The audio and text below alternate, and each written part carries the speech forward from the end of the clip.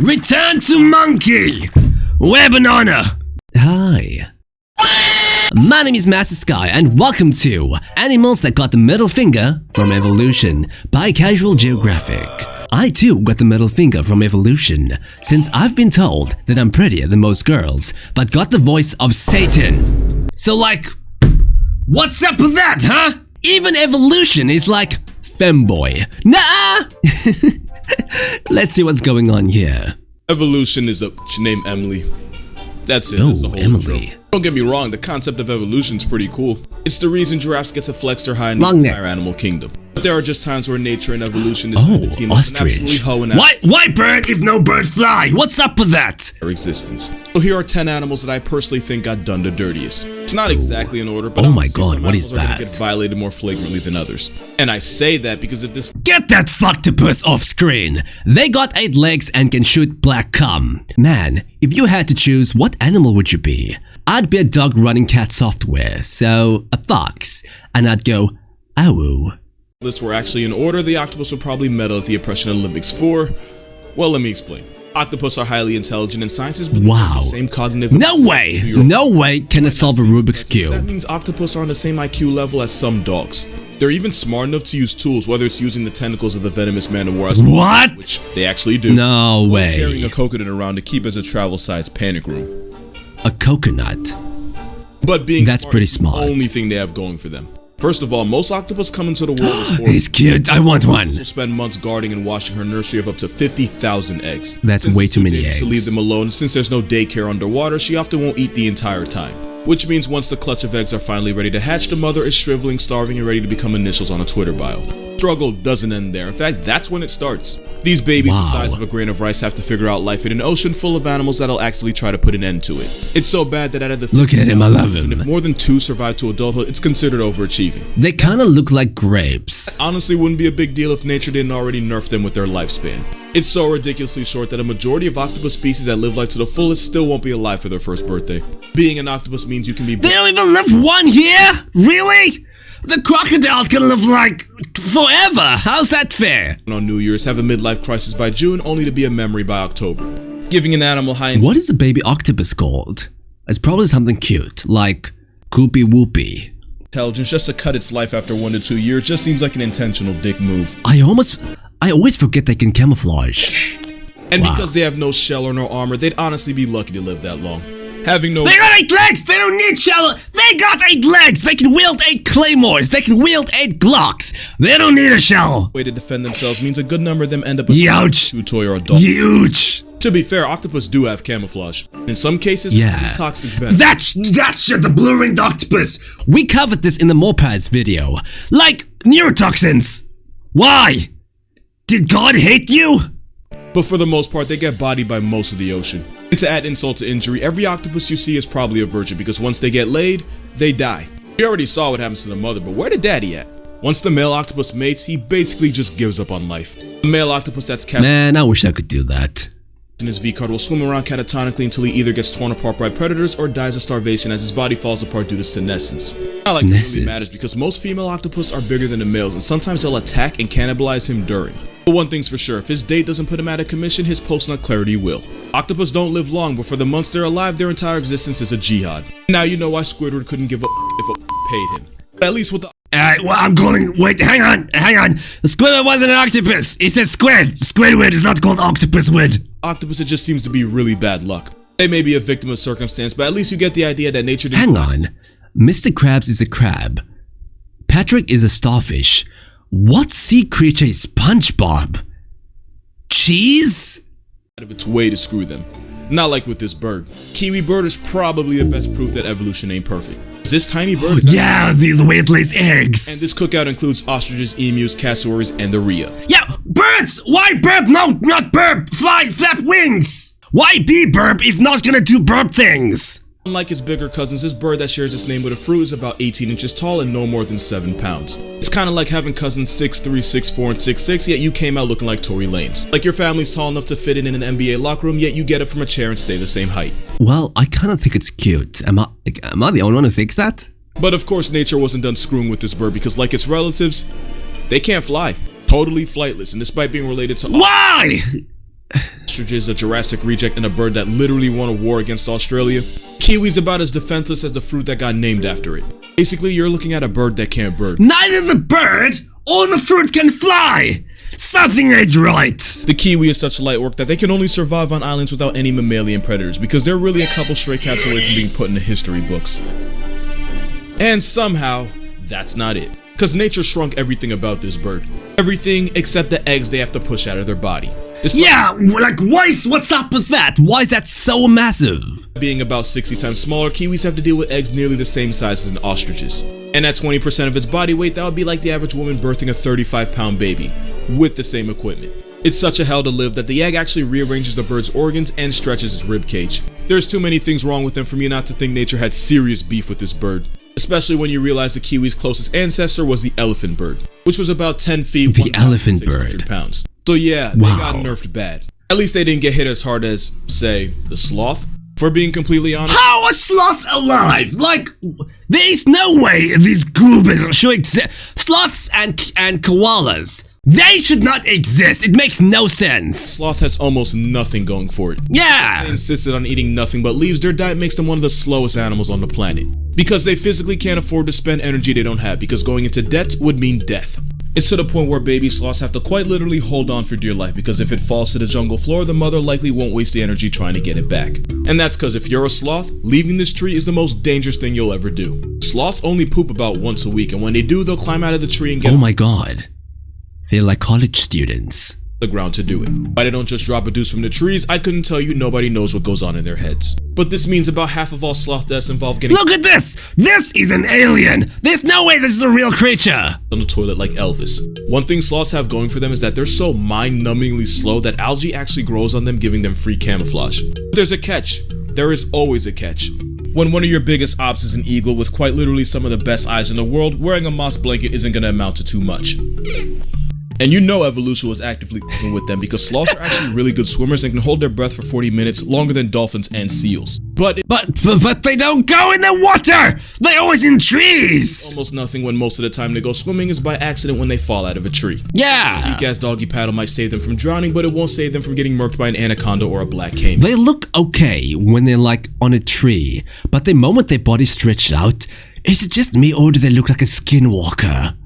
But the really sad part is, sloths could actually be way better than this. Its close relatives, the armadillo and anteater, are able to put the same claws that it has to good use, and anteaters have even been known to swing on jaguars. You have a homicidal vacuum cleaner that has put jaguars and people in coffins, and then you have a moss blanket on the face. Just like the kiwi, the sloth used to be better than this. Megatherium, aka the giant ground sloth, was in the same weight class as elephants, and they actually knew how to use them. Wait. So much so that if I say Megatherium, I know that name from Ark Survival Evolved. these were realistic, Sid would have worn Diego's Man, Snail Games did that game so dirty. ass like a fur coat. But its massive size ended up screwing it in the end, as they basically got hunted into oblivion by humans, leaving us now with the virtually defenseless, dead-eyed, slower than molasses algae apartment that we call the sloth. You know that thing on TV where it's like someone gets a genie that grants wishes, but only does so in a way that horribly bends them over in the end, and the moral's supposed to be careful what you wish for?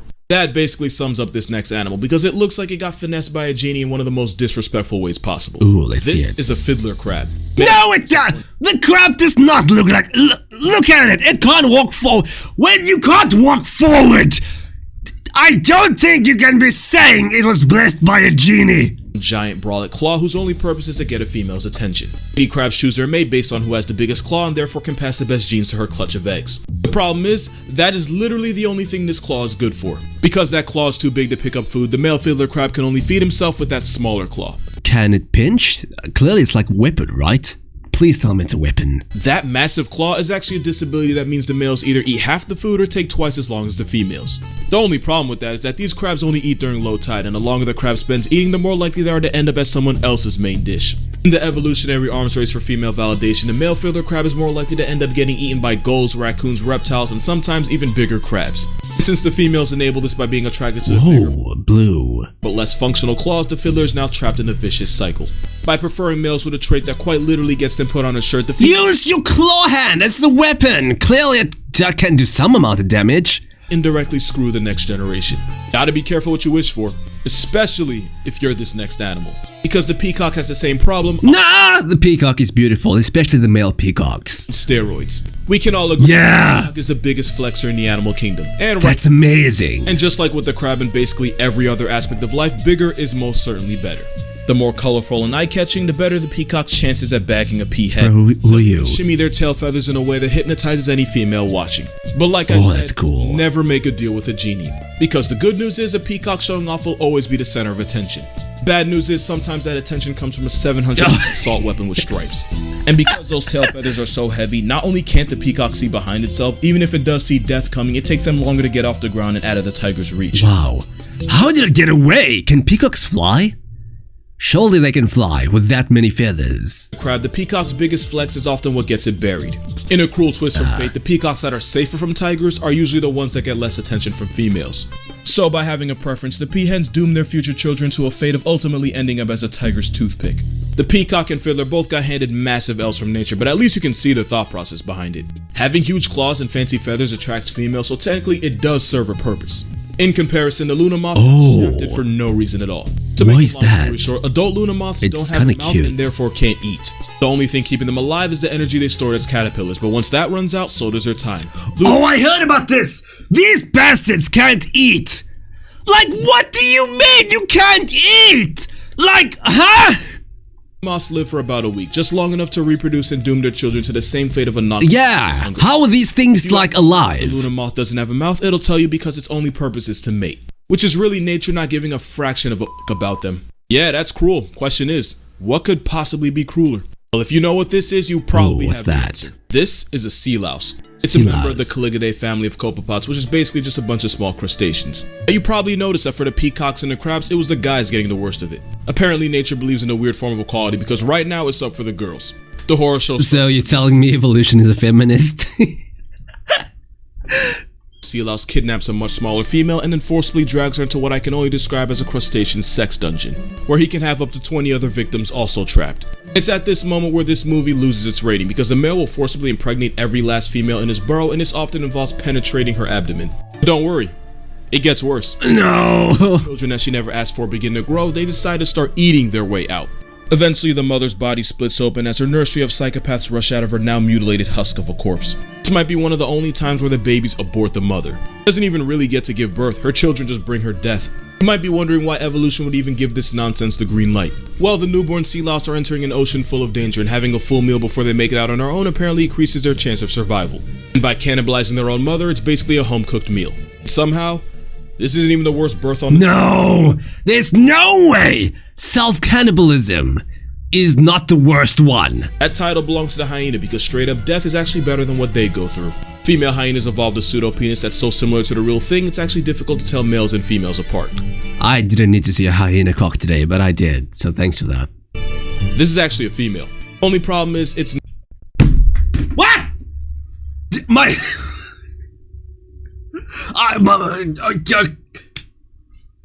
What? Not just for show, they actually have to give birth to that thing. And yes, it's every bit as painful as you think. And just to somehow make it even worse relative to the mother's size, hyenas have to give birth to the largest cubs of any carnivore, and they have to do it through a penis. A good amount of first-time mothers don't even survive this because the What the fuck?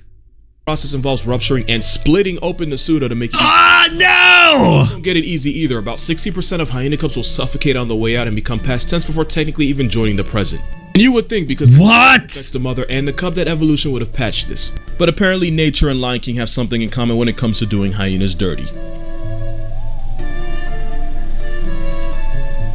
But if we're talking about an animal that got done dirty, this picture kind of speaks for itself. God, what is that? Probably going to be the thumbnail because this is nature at its grimiest. A lot of y'all probably knew this animal is coming just from reading the title, but for those of you that didn't, that was the skull of the Babirusa. It's a wild pig found in Hey, Babirusa. In islands like Sulawesi. If you already knew that, it's probably because of those teeth. Those tusks penetrate out of its snout only to do a complete 180 and head right back towards its face. Oh god! If Babirusa can't wear down this hellish overbite or he doesn't lose them in a fight, then the teeth will end up growing right back into his head, penetrating the skull and ultimately piercing the brain. But the worst part of it all is that by the time it gets clapped by its own dental plan, the Babirusa's probably already had children and therefore passed on its bullshit to its kids. It's a lot like Parkinson's. Okay, hear me out. The problem with Parkinson's is that it usually develops late in life, usually around the age of 60. And patients can have it for years without being diagnosed. So by the time they do find What is Parkinson's?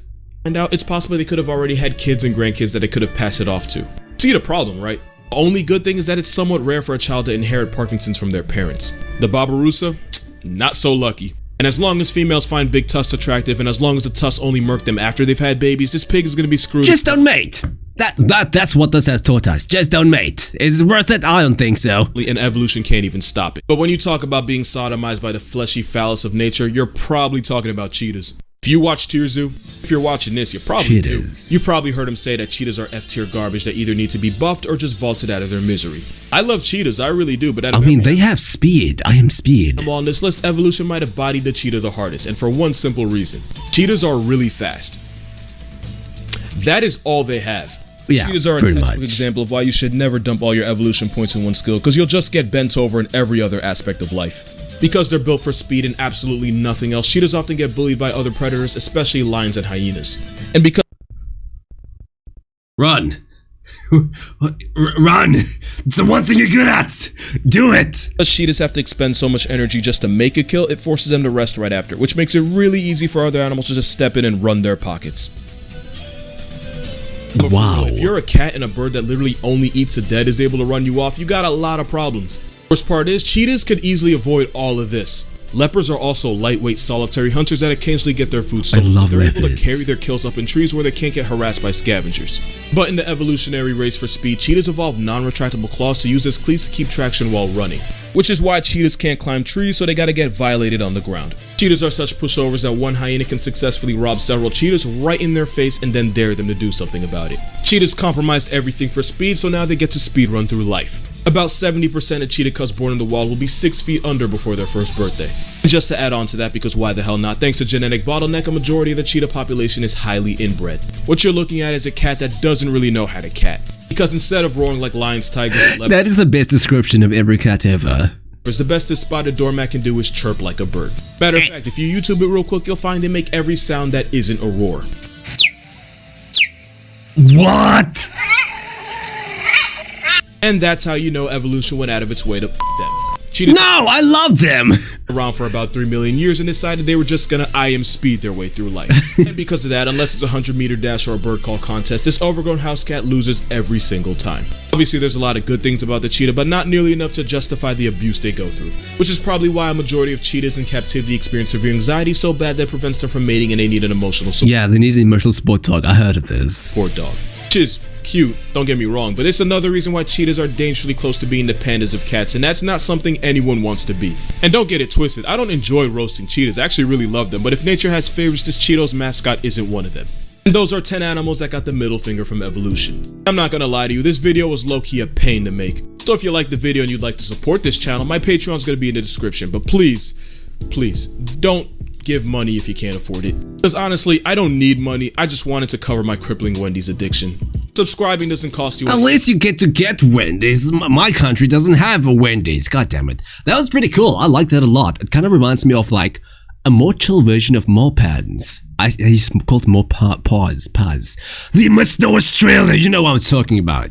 So do let me know if you'd like to see more of Casual Geographic, because I really enjoyed this a lot, so let me see those comments. Would you like more or nah? And yeah, I suppose that'll do it for me. Thank you so much for watching, and I'll see you in the next video. Bye-bye! Hi. If you like this video, then please be sure to like, comment, and subscribe to the channel. We also stream every Friday on Twitch at twitch.tv/themastersky. Or if you really love me, wink wink, then come support us on Patreon at patreon.com/mastersky to stay up to date with all of our new projects. And we also have a Discord server. We're looking for new members, so come say hey. Looking forward to seeing you there. Bye bye!